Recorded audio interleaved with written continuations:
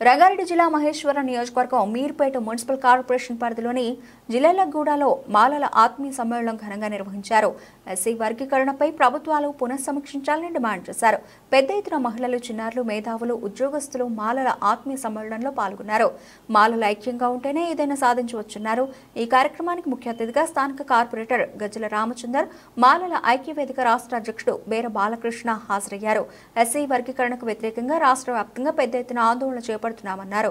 అలాగే 30 లక్షల మాలల కోసం ప్రతి ఒక్కరూ స్వచ్ఛందంగా సైనికులు ముందుకు రావాలని పిలుపునిచ్చారు. ఈ కార్యక్రమంలో AICC national coordinator K Suribabu, Karmanghat Hanuman temple director Yadagiri, జిల్లాల కూడా మాజీ ward member A Janardhan, Y Kumar, Y Yadagiri, A Ramesh, A Krishna, A Suresh తదితరులు పాల్గొన్నారు.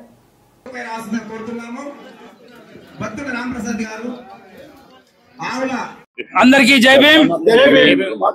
మరి ఆగస్టు 1వ తేదీన ఏదైతే దళితులందరినీ విభజించి దళితుల్లో చీలిక తీసుకొచ్చి దళితులను రాజ్యాధికారానికి దూరం చేయాలనే ఒక భారతీయ జనతా పార్టీ మనువాదులు ఇచ్చినటువంటి తీర్పుకు వ్యతిరేకంగా ఇలా తెలంగాణ రాష్ట్ర వ్యాప్తంగా మాల సంఘాలన్నీ కూడా ఇలా ప్రతి గ్రామాన మరి వర్గీకరణకు వ్యతిరేకంగా మరి ఈ రోజు అన్ని ఉద్యమాలు నడుస్తా ఉన్నాయి. దాంట్లో భాగంగా ఇలా మహేశ్వరం నియోజకవర్గం జిల్లెలగూడ గ్రామంలో మా సోదరులందరూ కూడా పెద్ద ఎత్తున ఆత్మీయ సమ్మేళనం పెట్టినారు.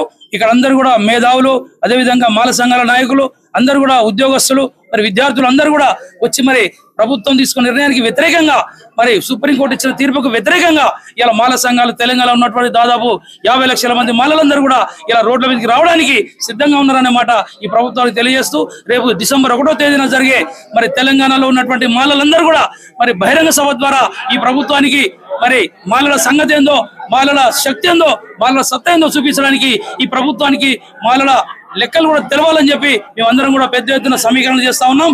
చలో హైదరాబాద్ కార్యక్రమం డిసెంబర్ 1వ తేదీన జరుగుతుంది.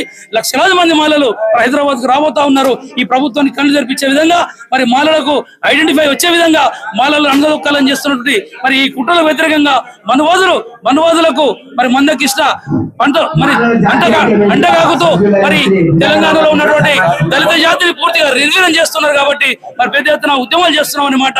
ఈ ప్రభుత్వం కళ్ళు తెరవాలని చెప్పి విజ్ఞప్తి చేస్తూ జై మాల. మన మహేష్ నియోజకవర్గము మాల వికాసమాల ఐక్య వేదిక నుండి ఈ యొక్క కార్యక్రమాన్ని ఏర్పాటు చేయడం జరిగింది.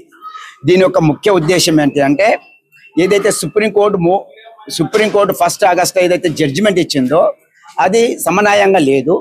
దానికి వర్గీకరణ వల్ల జాతులలో, కులంలోనే ఒక విఘటన వస్తుంది, ఉన్న ఐక్యత అనేది దెబ్బతింటుంది.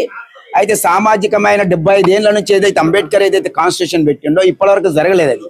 అయితే ఒక్క వర్గానికి మోడీ గారి యొక్క ప్రభావం ఏదైతే చూపించి